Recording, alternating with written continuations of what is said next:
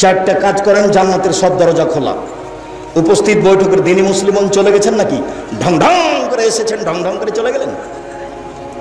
দেবরের সাথে এসেছেন, গল্প করতে করতে আবার গল্প করতে করতে চলে যাচ্ছেন। স্বভাব কেন এত খারাপ আপনার? স্বভাব কেন এমন? আপনি মহিলা মানুষ, লজ্জা করতে পারেন না? একবারে নিজেকে ঢেকে রাখবেন, যা হবে হবে। নিজেকে গুটিয়ে রাখবেন, যা হবে হবে। নিজেকে শক্ত করতে শিখুন। সবচেয়ে বড় মুজাহিদ ওই যে আত্মার বিরুদ্ধে জিহাদ করতে পারে। দেবরের পাশে বসে গল্প করতে হবে না, তাতে আমি রাজি নই। দেবরকে খেতে দেবো এ কথাই ঠিক, দেবরের কাজ করবে এ কথাই ঠিক, সম্ভবপর জীবন বাজি রেখে আড়ে থেকে কাজ করবে এ কথাও ঠিক। সারা গ্রামের সবাই আমার চাচা নয়, ভুল হিসাব। সারা গ্রামের সবাই আমার বাপ নয়, ভুল হিসাব। সারা গ্রামের সবাই আমার ভাই নয়, ভুল হিসাব। নিজেকে গুটিয়ে রাখতে হবে এ কথাই ঠিক, নিজেকে গুটিয়ে রাখতে হবে এ কথাই ঠিক। তারা জান্নাত লাভ করা যাবে না। চারটা কাজ করেন, জান্নাতের সব দরজা খোলা। চারটা কাজ করেন, জান্নাতের সব দরজা খোলা। 1, 5 ওয়াক্ত সালাত। 2, রমজান মাসের রোজা এই যে আসছে কদিন পরে। 3, স্বামীকে মেনে চলা। 4, জেনায় লিপ্ত না হওয়া। এই চারটা কাজ করলে জান্নাতের সব দরজা খোলা। যেটা দিয়ে ইচ্ছে সেটা ঢোকেন। আব্দুর রাজ্জাক সাহেব, থামেন থামেন থামেন থামেন। আপনার দুইটা মেনে চলি, 5 ওয়াক্ত সালাত আদায় করি, রমজান মাসে সিয়াম পালন করি, স্বামীর কথা মেনে চলতে পারি না। ও গালি দেয়, ওর মুখ খারাপ, ও গালি দেখ, ও মুখ খারাপ করুক, তবু আপনি ধৈর্য ধারণ করেন, ভালো হবে। তিতা লাগুক মিঠা লাগুক, স্বামীকে মেনে চলেন, ভালো হবে। একে বাদ দিয়ে অন্য জায়গায় গেলে ও যে ভালো হবে তা কি করে বলা যেতে পারে? শুনুন, কখনো 1 গ্লাস পানি চাইলে গিলাসটা এভাবে রেখে দিয়ে মুখটা ভারী করে এভাবে চলে যাবেন না, তখন আর ইবাদত কবুল হবে না। 7 দিন 8 দিন পার হচ্ছে, মাস পার হচ্ছে, স্বামীর সাথে কথা চলে না, কথা বন্ধ আছে। বেটিকে খাদ্য দিয়ে পাঠান, রুটি দিয়ে পাঠান, বেটাকে দিয়ে পাঠান, বৌমাকে দিয়ে পাঠান, নিচে যান না, এরকম জীবন চলবে না। এখনই গিয়ে তার হাত ধরে ক্ষমা নিয়ে সংসার সুন্দর করতে হবে। শেষ পর্যন্ত যদি আমার অনুরোধ রক্ষা না করতে পারেন, তাহলে খোলা তালাক করে পৃথক হয়ে যান। আপনিও বাঁচেন, সেও বাঁচুক। যে আমি এদেশের মাটিতে, আমি চাঁপাইনবাবগঞ্জের মাটিতে বক্তব্য দিতে পাবো না, মানে ঠেকাচ্ছে যে, আবারও মনে রাখবেন, ঠেকাচ্ছে যে তাকে, তার বাপকে, তার বংশকে, তার জাতিকে চ্যালেঞ্জ করে রাখলাম আমি আব্দুর রাজ্জাক বিন ইউসুফ। তার বংশে যদি কে বলতে পারে এখন এই শতাব্দীতে যে আমার জীবনে আমি কোনোদিন কেসা কাহিনী বলিনি, বলুক না একটু। আমার জীবনে আমি কোনোদিন অপ্রয়োজনীয় বাক্য বলিনি, বলুক না একটু। আমি জীবনে কোনোদিন কারো বিরুদ্ধে বদনাম করিনি, আমি কারো বিরুদ্ধে কথা বলিনি, আমি জীবনে কোনোদিন কারো বিরুদ্ধে কথা বলিনি। 32 বছরে আমি বলেছি শতকরা 95 জন বক্তা মিথ্যুক, আমি বলিনি ইনি মিথ্যুক। আমি বলেছি শতকরা 98 জন মুফাসসির মিথ্যুক, তবে আমি বলিনি ইনি মিথ্যুক। আমি বলেছি চাঁপাইনবাবগঞ্জের মহিলা বৈঠকের বুবু বুবু বলে যে মহিলা বৈঠক করছে ওর পর 70% মিথ্যা কথা। আমি বলিনি যে এই বুবু মিথ্যুক, এই কথা আমি বলিনি। আমি বলেছি বুবু যে কথা বলে তার প্রায় মিথ্যা। বুবুর সব কথা নাকি বুখারীতে আছে। বুবুকে আমি বলেছি আমি আব্দুর রাজ্জাক বিন ইউসুফ, আমি চাঁপাইনবাবগঞ্জের মানুষ, দিন প্রচার হিসেবে আমি আপনার সবচেয়ে কাছের মানুষ আপনি মনে করবেন। আপনি আমাকে এড়িয়ে এই দেশের মাটিতে, আমার বুকের উপরে, চাঁপাইনবাবগঞ্জের মাটিতে মহিলা বৈঠক নামে আপনি মিথ্যা প্রচার করবেন, এইটা আপনার সাহস করা ঠিক হয়নি। একটা মরা মানুষ মারা গেছে, সেই বাড়িতে আপনি সবাই মিলে হাত তুলে দোয়া করবেন, এই ঢং আপনি দেখায়েন না ধর্মের নামে। 27 রজব রোজা করতে হবে, মহিলা বৈঠক আপনি এই ঢং দেখায়েন না ধর্মের নামে। আমি আব্দুর রাজ্জাক বিন ইউসুফ 25 বছর থেকে ফতোয়া কলমে লিখি, ফতোয়া কলমে লিখি, এবং কোন মানুষের চাপে কোনো একদিন কোনো একটা বক্তব্য দিনি, কোনো একটা কলম ধরিনি। এমন কোনো মানুষ এদেশের মাটিতে যে আমাকে চাপ দিয়ে কিছু করে নিতে পারে, এটা অসম্ভব। আমার দেহে যতক্ষণ পর্যন্ত শ্বাস আছে ততক্ষণ পর্যন্ত আমি কোনো মানুষের চাপে এবং কোনো মানুষের ভালোবাসায় শরীয়তের বিরুদ্ধে কোনো কথা বলতে প্রস্তুত নই। আমি মানুষ, জাতির যদি রাস্তাঘাট করে দিতে না পারি, জাতির যদি স্কুল কলেজ করে দিতে না পারি, জাতিকে চূড়ান্ত সঠিক ধর্ম দিতে পারবো ইনশাল্লাহ। ধর্মের ব্যাপারে জাতিকে ফাঁকি দিয়ে আমি আব্দুর রাজ্জাক বিন ইউসুফ পরকাল হারাতে রাজি নই। সম্মানিত দিনী ভাই বোন, আমি এই দেশের মাটিতে কথা বলতে পাবো না মানে, আমি আমার জন্মভূমিতে কথা বলতে পাবো না মানে, অবাক কথা। ছাত্র জীবনে একদিন আমি এসেছিলাম, ঈদের দিন আমি চলে যাব ইন্ডিয়া পড়াশোনা করার জন্য। সেদিন ঈদের দিনে আমার চাচার বাড়িতে আমি আটকা পড়েছিলাম, তখন ইনি আমাকে ডেকে নিয়ে গেলেন মাইয়াতে ঈদের মাঠে। বহুদিন আগে আপনার এই ঈদের মাঠে কোথায় যেন আমি বক্তব্য দিয়েছিলাম। তাহলে তো আমি এখানকার মানুষ, আমি বক্তব্য দিতে আসতে পাবো না মানে ঠেকাই কে? কেন ঠেকাবে? কোন সাহসে ঠেকাই? তার ঠেকানোর ভিত্তি কি?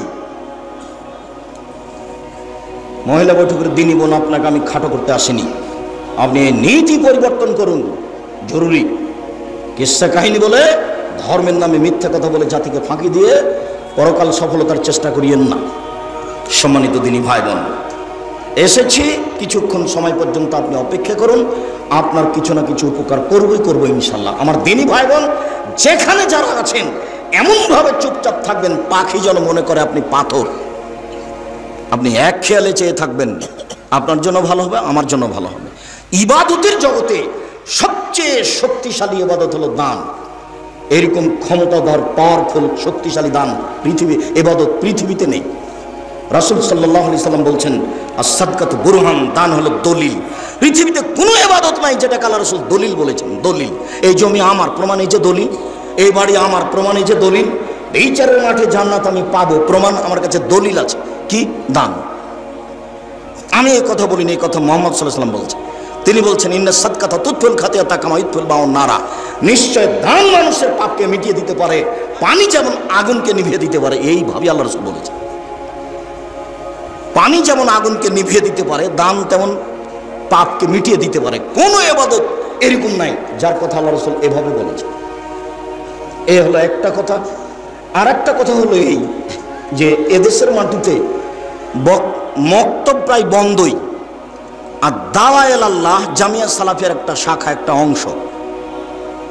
তো এরা এদেশের মাটিতে বেশ কিছু কাজ করতে চায়। তার একটা হলো পুনরায় এদেশের মাটিতে মক্তব চালু করবে, যেখানে ছেলেমেয়েরা বিশুদ্ধভাবে কোরআন মাজিদ পড়া শিখবে, দোয়া তাসবিহ তাহলিল জিকির আজকার শিখবে, এবং প্রায় মসজিদে একটা করে ছোটোখাটো হলেও লাইব্রেরি থাকবে, যেখানে তারা সঠিক আকীদার দিন ধর্ম শিখবে। কেননা যেসব বই পুস্তক বাড়িতে আছে তার প্রায় অংশই মিথ্যে। আপনাকে আমি যখন তখনই দেখাই, মানুষ যদি কোরআন মাজিদের গায়ে মিথ্যা কথা লিখতে পারে তাহলে তো বই পুস্তকে মিথ্যা কথা লিখবেই। এ দেখেন 3 ভাগের 1 ভাগ একটা পৃষ্ঠায় লেখা আছে দোয়া খাতম কোরআন, কোরআন খতমের দোয়া। 32 বছর থেকে বলছি, এই দোয়ার যদি কোনো একটা বাক্য নবীর বাক্য বলে প্রমাণ হয়ে যায়, সেদিন থেকে আমি আব্দুর রাজ্জাক বিন ইউসুফ অন্তত জাতির সামনে কথা বলবো না, কথাই বলবো না, জাতির কাছ থেকে সরে যাব।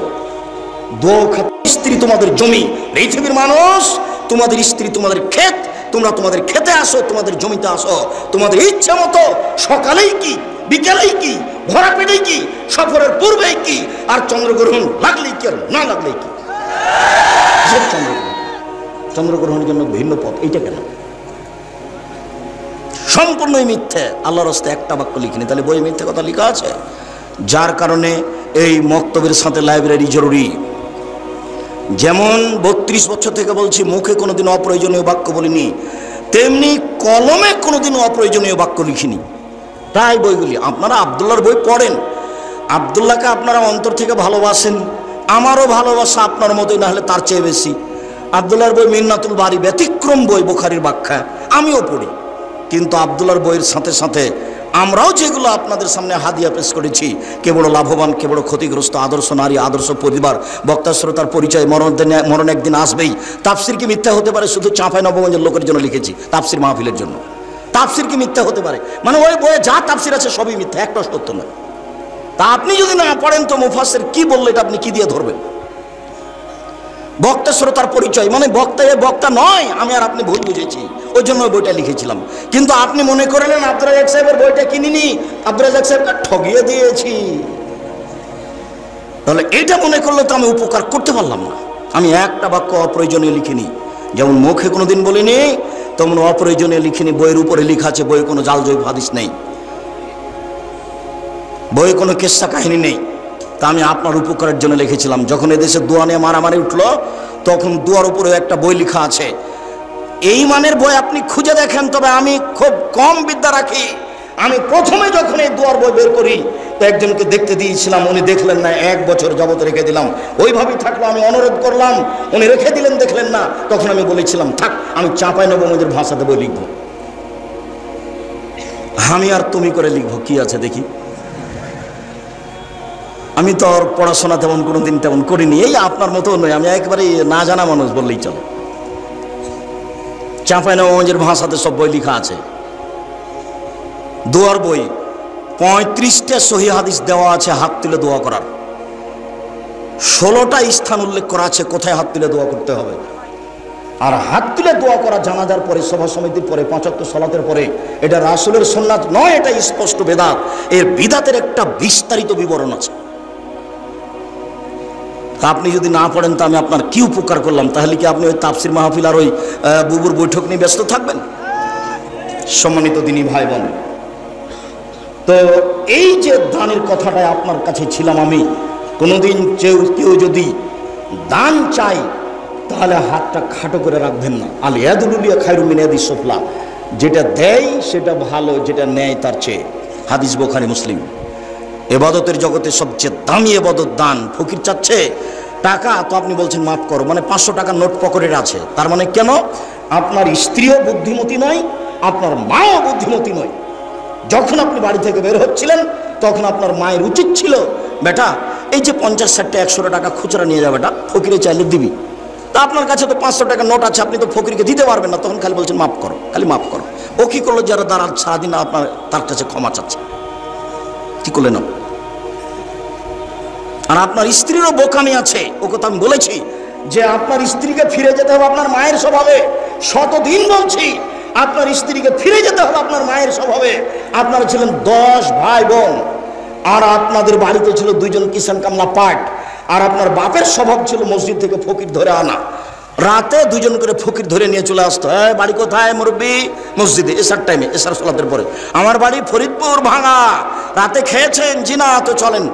সাথে করে নিয়ে আপনার বাপ নিয়ে চলে এসেছে। আপনার মা ঢেঁকিতে ধান ভেঙে 16 জন মানুষের খাওয়া রেডি করতেন, কোনোদিন সমস্যা হয়নি। আর আপনার স্ত্রী এখন যেখানে রান্না করে সেখানে ফ্রিজ আছে, সেখানে তরি তরকারি রেডি আছে। 10টার সময় আপনি মেহমান নিয়ে গেছেন, গিয়ে বলছেন খালেদা একটু উঠো, খানা পানি রেডি করো। তখন উত্তর বলছে, হ্যাঁ তুমি রাতে মেহমান নিয়েছো, ঝামেলা পাকাও। এই বউকে পরিবর্তন করার চেষ্টা করুন। এই যদি পরিবর্তন না হয় তালাক দিতে হবে, এ কথাই ঠিক। মেহমানকে তাকে খেতে দিতে শিখতে হবে।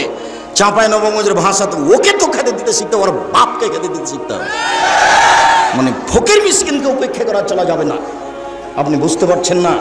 এখানে এই কথাটা বলে আপনাকে আমি আগাই। ফকির মিসকিনকে খেতে দেওয়া, অসহায় মানুষকে দান করা, এটা এত বড় নেকি যে 3টে বড় বড় নেকি একসাথে যা হয় ফকির মিসকিনকে খেতে দিলে তাই হয়। এক, কাল মুজাহিদ, আল্লাহর পথে জেহাদ করলে যত নেকি হয়, ফকির মিসকিন অসহায় মানুষকে খেতে দিলে, দান করলে তত নেকি হয়। 2,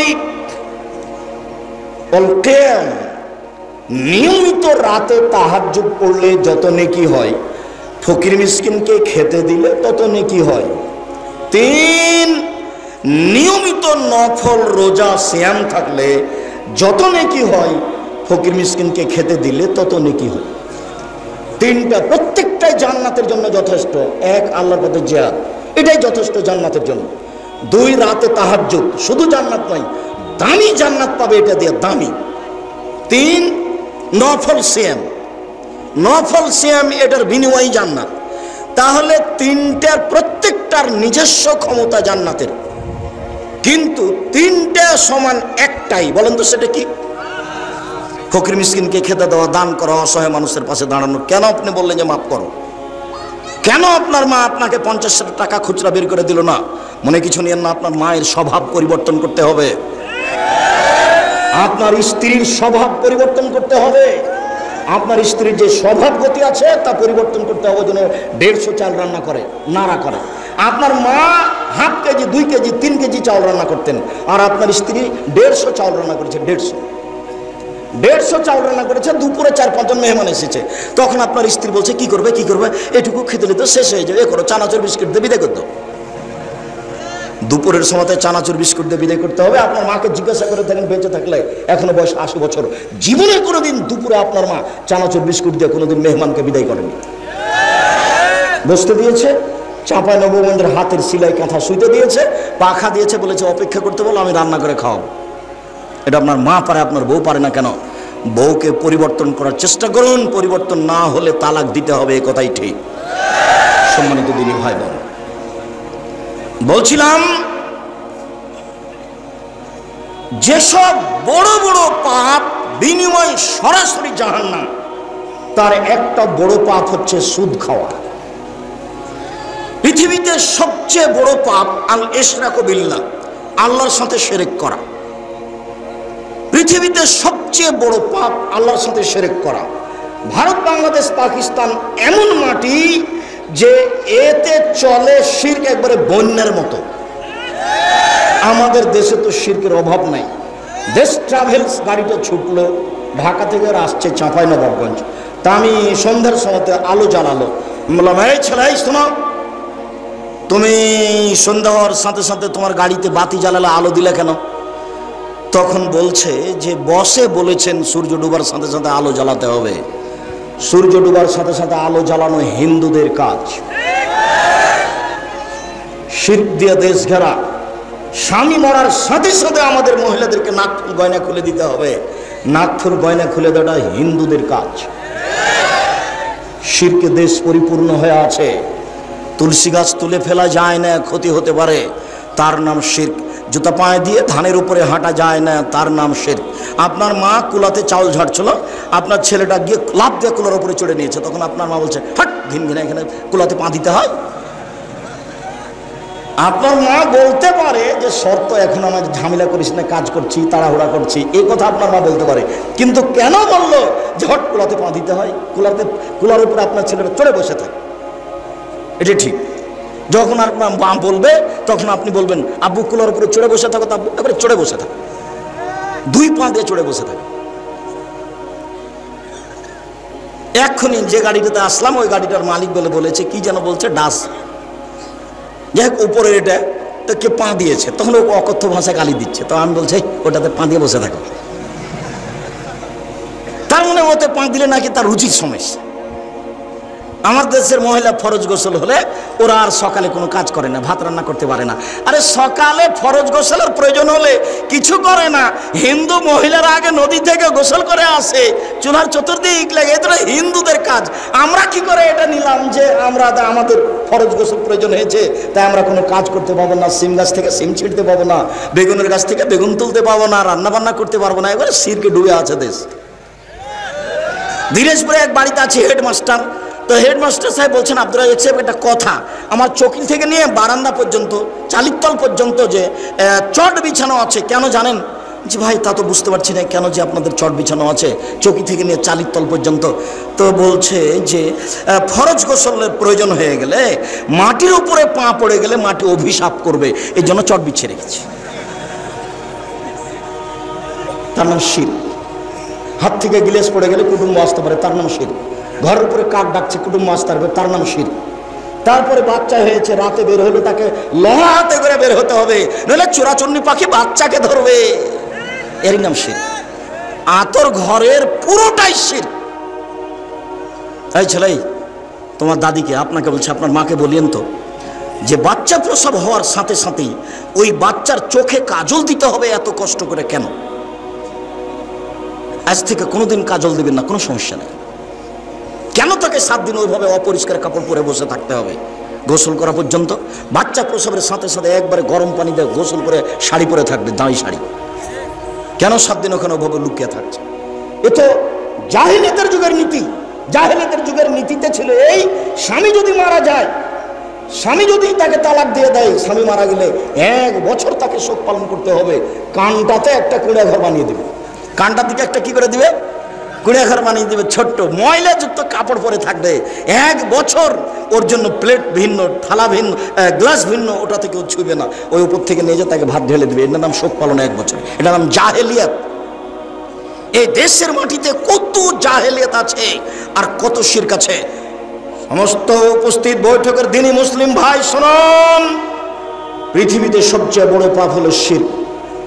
শিরক করলে আল্লাহর মানের হানি হয়, শিরক করলে অতীতের সব নেকি নষ্ট হয়ে যায়। 2 ওকুকুল অলেদান, পিতামাতার অবাধ্য চলা। পিতামাতার অবাধ্য চলা পৃথিবীর দ্বিতীয় মহাপাপ। জিনা বড় পাপ, তবে পিতামাতার অবাধ্য চললে যত বড় হয় তত বড় নয়। 3 শাহাদাত জুরে, মিথ্যা সাক্ষী। মিথ্যা সাক্ষীর ভিত্তিতে আপনাদের এলাকার বহু মানুষ চাঁপাইনবাবগঞ্জ জেলে 20 বছর থেকে আছে, নিজেও জানে না আমি কেন জেলে। জজ জানে না ঘটনা কি, উকিল জানে না ঘটনা কি। আপনি বাড়িতে দিন কাটাচ্ছেন, তাকে জেলে ঢুকিয়ে দিয়ে ও তার ছেলেটার মাথাতে একটু হাত দিতে পারে না আদর করে, ও তার মেয়েটার মাথায় একটু হাত দিতে পারে না, ও তার স্ত্রীর গায়ে একটু হাত দিতে পারে না। বছর বছর চলছে, জেলে আটকা আছে আপনার মিথ্যা সাক্ষীর কারণে। আপনি মনে রাখবেন, আপনি সাক্ষী এমনভাবে রেডি করেছেন, সাক্ষী বলছে আমি তাকে 2 চোখে মারতে দেখেছি, অথচ যে জেলে চলে গেছে সেদিন রংপুরে ছিল, ও কি দিয়ে তাকে 2 চোখে মারতে দেখলো? এর নাম মিথ্যা সাক্ষী। পৃথিবীতে তৃতীয় মহাপাপ হলো মিথ্যা সাক্ষী। রাসূল সাল্লাল্লাহু আলাইহি সাল্লাম বলছেন, পৃথিবীর মানুষ মনে রেখো, 7টা কাজে মানুষ ধ্বংস হবে, মানে জাহান্নামে চলে গেছে। 1 আল ইশরাকু বিল্লাহ, আল্লাহর সাথে শিরক করা। 2 কাতলুন নাস, মানুষকে হত্যা করা। 3 আকলুর রিবা, সুদ খাওয়া। সুদ খায় যারা জাহান্নামে যাবে তারা, মন মতো চলে যারা জাহান্নামে যাবে তারা। সুদ ঘুষ খায় যারা জাহান্নামে যাবে তারা। কিস্তিতে টাকা তোলে যারা জাহান্নামে যাবে তারা। মন মতো চলে যারা জাহান্নামে যাবে তারা। আমি আব্দুর রাজ্জাক বিন ইউসুফ, আপনার বাড়ির মানুষ। আপনাকে আমি ভিক্ষে করে খেতে বলিনি, তবে ভিক্ষে করে খাওয়া যায়। আপনাকে আমি বলেছি চকলেট বিক্রি করে খান, কলা বিক্রি করে খান, সুদের উপরে টাকা নিয়েন না। এরকম ইন্স্যুরেন্সে চাকরি করিয়েন না। এদেশের মাটিতে এমন কোনো এনজিও নাই যেখানে চাকরি যায় সব সুদের সাথে জড়িত। এদেশের মাটিতে এমন কোনো ব্যাংকিং ব্যবস্থা নেই যেটা সুদমুক্ত, সেখানে যেখানে চাকরি যায়। ব্যাংকে টাকা রাখা আর স্বেচ্ছায় চাকরি করা দুটো এক নয়। কথার 19-20 হওয়া খুব কঠিন আছে। কথা ফেরত নিতে হবে না সহজে। ভিক্ষা করে খাওয়া ভালো, শ্বশুরের কাছে যৌতুক নেওয়া ভালো নয়। ভিক্ষা করে খাওয়া ভালো, কিস্তিতে টাকা তোলা ভালো নয়। ভিক্ষা করে খাওয়া ভালো, সুদ খাওয়া ভালো নয়। সুদ চিরদিনের জন্য জঘন্য, নিকৃষ্ট, নেক্কারজনক কাজ, যার ফলাফল জাহান্নাম। সুদ যে খায় সে একদিন ভিক্ষুক হবেই হবে। যে সুদ খায় তাকে একদিন না একদিন ভিক্ষুক হতেই হবে। হয় সে হবে, না হয় তার ছেলে হবে, ভিক্ষুক হতেই হবে। সুদের পরিণাম নিঃস্ব। সম্মানিত দিনী ভাই বোন, রাসূল সাল্লাল্লাহু আলাইহি সাল্লাম বলেন 7টি কাজে মানুষ ধ্বংস হবে, জাহান্নামে যাবে। তার 3 নম্বর হলো সুদ খাওয়া। 4 নম্বর হচ্ছে আকলু মালিল ইয়াতীম, এতিমের মাল খেয়ে নেওয়া। 5 নম্বর হচ্ছে আত-তাওয়াল্লি আনিজ জিহাদ, যুদ্ধের মাঠ থেকে পালিয়ে যাওয়া। 6 নম্বর হচ্ছে কাযফুল মুহসানাতিল মুমিনাতিল গাফিলাত, ভালো মানুষের উপরে অপবাদ দেওয়া, ভালো মহিলার উপরে অপবাদ দেওয়া। দলীয় কৌশলে, দলীয় ক্ষমতায় দাঙ্গাবাজি করে, ক্ষমতা দেখিয়ে, দাপট দেখিয়ে, স্বৈরাচারী, স্বেচ্ছাচারী, বদমেজাজি দলীয় দাপট দিয়ে একটা নিঃস্ব মানুষের উপরে বদনাম চাপিয়ে তাকে জাতির সামনে অপমান করেছে। বেটা, ক্ষমতা দেখে কয়দিন বাঁচতে চাও তুমি? ফেরাউন ডুবে গেছে। মনে রেখো, তুমি দাম্ভিকতা দেখিয়ে, দলীয় দাপট দেখিয়ে, ক্ষমতা দেখিয়ে, অর্থ দেখিয়ে, দাঙ্গাবাজি করে, জুলুমবাজি করে, দাম্ভিকতা দেখিয়ে, স্বৈরাচারী হয়ে, স্বেচ্ছাচারী হয়ে, বদমেজাজি হয়ে 1 মিনিট বাঁচার চেষ্টা করিয়েন না। ফেরাউন ডুবে গেছে। আপনারও নৌকা ডুবে গেছে, নৌকা উঠবে না বলে রাখলাম আপনাকে। যাকে অপমান করেছেন তার কাছে আজকে ক্ষমা নিতে হবে সকাল হতে হতে। তাছাড়া আপনার নৌকা ডুবে গেছে, তাহাজ্জুদ দিয়ে টিকতে পারবেন না, হজ দিয়ে টিকতে পারবেন না, কোন পথ দিয়ে টিকতে পারবে না। জুলুমবাজ যারা, দাঙ্গাবাজ যারা, মানুষকে অপমান করে যারা, মানুষকে জেল হাজতে দেয় যারা, দলীয় দাপট দেখায় যারা, তাদের নৌকা ডুবে গেছে, উঠবে না। নৌকা মহানন্দা নদীতে ডুবেনি, সাগরে ডুবে গেছে, যেখান থেকে উঠানো যাবে না। একটাই পথ, যার সাথে অন্যায় হয়েছে তার হাত ধরে ক্ষমা নিতে হবে। এক থাপ্পড় রিক্সাওয়ালাকে মেরে আপনি জান্নাত কিনতে পারবেন না তাহাজ্জুদ পড়ে। রিক্সাওয়ালাকে থাপ্পড় মেরে নিরীহ মানুষকে অপমান করে তাহাজ্জুদ পড়ে আপনি জান্নাত কিনতে পারবেন, অসম্ভব। বিচারের মাঠে যখন বিচার আল্লাহ শুরু করবেন, তখন বিচারের সূচনাতেই তিনি বলবেন, আজ কোন মানুষের কোনো উপকার করতে পারবে না, একচ্ছত্র মালিকানা আমার। মালিকুল আমলাক, স্বৈরাচারী, স্বেচ্ছাচারী, বদমেজাজি, অহংকারী বাংলা বাজারে কোথায়? আমি আজকে রাজাধিরাজ। এই কথা বলে বিচার শুরু করবে। মাটির মানুষে থাকবেন একবারে নির্ভয় হয়ে। আপনার বাপ হলো মাটির তৈরি, আর আপনি হলেন শুক্রকীট, ঘৃণিত খারাপ জিনিস, গন্ধময় জিনিসের তৈরি। আমার বাপ কিসের তৈরি? মাটির তৈরি। আর আমি হচ্ছি একটা নিকৃষ্ট, খারাপ, গন্ধময় জিনিস, শুক্রকীটের বীর্যর তৈরি। আমার কেন এত ক্ষমতা? আমি কেন মানুষের সামনে জুলুমবাজি করি? কেন আমি মানুষকে দাপট দেখাই? আমার বাপ মাটির তৈরি, মানে মাটি হয়ে যাব। আর আমি হচ্ছি শুক্রকীট, একবারে পচা দুর্গন্ধময় জিনিসের তৈরি, যাতে গোসল করা লাগে, যাতে কাপড় অপবিত্র হয়ে যায়, তা দিয়ে আমি তৈরি। আমার কেন এত ক্ষমতা? আমার কেন এত দাপট? আমার তো ভিত্তি ভালো নয়। আমি যেখান থেকে এসেছি, ওর গায়ে কাপড়ে লেগে গেলে কাপড় কাঁচা লাগে, বোঝা যায় না কথা? আমি এই কথা বলিনি, এই কথা আল্লাহ বারবার বলছেন কোরআন মাজিদে। এই কথাই বারবার বলছেন যে তুমি কেন অহংকার করো? তোমার বাপ মাটির তৈরি, আর তুমি বীর্যের তৈরি। তোমার অহংকারের কি আছে? তোমার অহংকার সাজে না, তোমার দাম্ভিকতা সাজে না, তোমার জুলুমবাজি সাজে না। সম্মানিত দিনী ভাই বোন, জাহান নামের জন্য অপেক্ষা করিয়েন না। পৃথিবীর 3 শ্রেণীর মানুষ জাহান নামে যাবেই। 3 শ্রেণীর মানুষ জাহান নামে যাবে। এক, মদমেনুল খামর, যারা নিয়মিত বিড়ি, তামাক, জর্দা, সিগারেট, গুল, নেশাদার দ্রব্য খায়, পান করে, তারা জাহান নামে যাবে। আজ থেকে এই সারা চাঁপাইনবাবগঞ্জে, এই দেবীনগর থেকে নিয়ে, সুন্দরপুর থেকে নিয়ে, আপনার যত আছে, টিকলিচর থেকে নিয়ে, নম্পট থেকে নিয়ে, যত এলাকা আছে, সব এলাকা তার কোনোদিন বিড়ি সিগারেট বিক্রি হবে না। সেদিন যেমন বলে গেছি যে ডুলি বিবি শব্দটাতে পেশাব করে দিয়ে উঠো, মানে ডুলি বিবি শব্দ আর কোনোদিন ব্যবহার করবো না।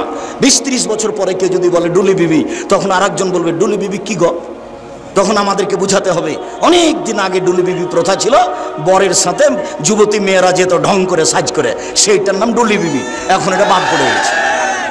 চাঁপাইনবাবগঞ্জে বিবাহের শুরু থেকে শেষ পর্যন্ত একটা কাজও যায় না, সবই হারাম। 32 বছর থেকে বলছি, কে এখন পর্যন্ত দাঁড়িয়ে আমাকে বলে না যে না তোরা দেখছেন এইটা ঠিক? সাহস হবে কোথায়? সবই যে খারাপ, একটা যে জায়েজ নয়, একটাও জায়েজ নয়। সবাই মিলে বউ দেখতে পারে না, এটা হলো হারাম। বায়না প্রথা, বায়না করে তার হাতে টাকা দিবে, এইটা হলো হারাম। থোবড়া, সারা গ্রামের লোক মেয়েটার মুখে ক্ষীর দিচ্ছে, আরে বউয়ের মুখে ক্ষীর দেয়, এই মেয়েটা সারা গ্রামের বউ হলো কি করে? তাহলে হিসাব এটা গায়ে লাগে না কেন? গায়ে কি সবই পুজ? সবই পুজ নাকি? একটু রক্ত নাই? আপনারা এসে ঠিক বলেছেন, আর নয় এমন কথা বলেন কি করে? জবাব দিতে হবে। আমি জবাব দেওয়ার জন্য প্রস্তুত। এই নীতিতে শুধু প্রস্তুত নই, এই নীতিতে পেশাব করে দিতে প্রস্তুত। নীতি জাতি থেকে উঠিয়ে দেবো, চাঁপাইনবাবগঞ্জ জেলা থেকে বিদায় করে দেবো। 2 যুবতী মেয়েরা সারা রাত গীত গাইবে কণ্ঠস্বরে, আর থোবড়া খাওয়াবে সারা দিন, সারা রাত। সব গ্রামের লোক এসে বসবে, তার সামনে ক্ষীর তুলে দিবে। আশ্চর্য নোংরা নীতি। আমি বলেছিলাম কাজী সাহেবের ওই খাতাকে টয়লেট পেপার হিসাবে ব্যবহার করতে হবে, প্রস্তাবের জন্য, পায়খানার জন্য। কেন? ওতে আছে 4টা সাক্ষী। তখন ওই কাজী সাহেব আমার উপরে খুব ক্ষেপে গেলেন, সম্ভবত মানিকগঞ্জ থেকে আমাকে। তখন আমি বলছি, জনাব ক্ষেপছেন কেন? শুধুমাত্র জেনা প্রমাণ করতে কয়টা সাক্ষী লাগে? পৃথিবীতে আর কোনো কাজে 4টা সাক্ষী লাগে না, শুধুমাত্র জেনা প্রমাণ করতে 4টা সাক্ষী লাগে। আল্লাহর নবী বলেছেন, একটা বিবাহ বৈধ হওয়ার জন্য বাপ লাগে, 2 জন সাক্ষী লাগে। উকিল বাপ হারাম, চিরদিনের জন্য হারাম। উকিল বাপ চিরদিনের জন্য হারাম, চিরদিনের জন্য হারাম, কিয়ামত পর্যন্ত হারাম উকিল বাপ। উকিল বাপই নাই। খুলনাতে, চট্টগ্রামে, বরিশালে উকিল বাপই সেদিন থেকে বাপ, আর আসল বাপারা বাপ নয়। ওই উকিল বাপি সেদিন থেকে বেটির বাড়ি যাবে, বেটি উকিল বাপের বাড়ি যাবে। এখন নাকি বাপ বেটি হয়ে গেছে। চাঁপাইনবাবগঞ্জের মতন গ্রামের সবাই নাকি চাচা, তো কার সাথে পর্দা করবে? গ্রামের সবাই নাকি ভাই, তো কার সাথে পর্দা করবে? তাই পর্দা করার কেউ নাই। এখন এর বাড়ি ও যায়, ওর বাড়ি এ আসে। সালাম তো ভুলে গেছে, বলে আব্দুর রাজ্জাক আছো গো, এ বলে ঢুকে যাচ্ছে। অথচ এ বলে ঢোকা হারাম। আসসালামু আলাইকুম, দরজায় গিয়ে সালাম দিতে লজ্জা পাই। শতকরা 1999 জন লোক লজ্জা পায় আমার সামনে যারা বসে আছে। আজ থেকে নীতি পরিবর্তন করেন, করতেই হবে। এর নাম আত্মার সাথে জিহাদ। আজ থেকে এই বৈঠকে যত মানুষ বসে আছি আর কোনোদিন বাড়ির দরজায় গিয়ে বলবো না যে আমাদের মা খালেদার মা আছো, এ কথা বলবো না। দরজায় বলবো আসসালামু আলাইকুম। বলা যাবে না ইনশাল্লাহ বলছো না, একটু লাভ দিয়ে ভুলে যায় না, বলা ইনশাল্লাহ ইনশাল্লাহ। আর যদি কেউ সালাম ছাড়া ঢুকে যায় তাহলে কি করতে হবে? বাহির দরজায় যান, বাহির দরজায় যান, ওখান থেকে সালাম দিয়ে ঢুকেন। 3 শ্রেণীর মানুষ জাহান্নামে যাবে। 1, বিড়ি তামাক জর্দা সিগারেট গোল নেশাদার দ্রব্য খায় পান করেছে। 2, আর রাজরাত মিনান নিসায়ে, পুরুষের বেশধারী নারী, পুরুষের জুতা স্যান্ডেল পরে, পুরুষের শার্ট প্যান্ট পরে, পুরুষের পোশাক পরে। এই এলাকা থেকে এখন রাস্তা পাকা হয়ে গেছে। এই সুন্দরপুর নারায়ণপুরের ছেলে মেয়েরা বেশি শিক্ষিত শিক্ষিতা, এরা এখন মনে করেছে বেটি ছেলেরা যে আমাকে নিজেকেই বাজার করতে হবে। কেন? ওর স্বামী যখন কাপড় কিনে নিয়ে এসেছে তখন কাপড়ে হাত দিয়েছে, কি যে মোটা কাপড় কিনে নিয়ে এসেছে। তখন নিরুপায় হয়ে স্বামী বলেছে তাহলে তুই কিনে নিয়ে। তখনও যাওয়ার সুযোগ পেয়েছে। কাপুরুষ, কাপুরুষ, এর নাম কাপুরুষ, এর নাম কাপুরুষ। জীবনে আমরা কোনোদিন বাজারে যাইনি, জীবনে আমরা তো বেঁচে আছি। এবং এই কথা তো দূরের কথা, কাপড় কোনো মানুষ যদি কিনে নিয়ে এসে বাসায় দেয় তাহলে বলতে পারবে না এটা মোটা না চিকন। আর যদি স্বামী হাতে দেয় তাহলে বলতে হবে তুমি যাহাই আনিয়েছ তাহাতেই আমি খুশি। তাহলে সংসারের ভালোবাসা দ্বিগুণ বেড়ে যাবে। মোটা হোক চিকন হোক, তুমি যাহাই আনিয়েছ তাহাতেই আমি খুশি।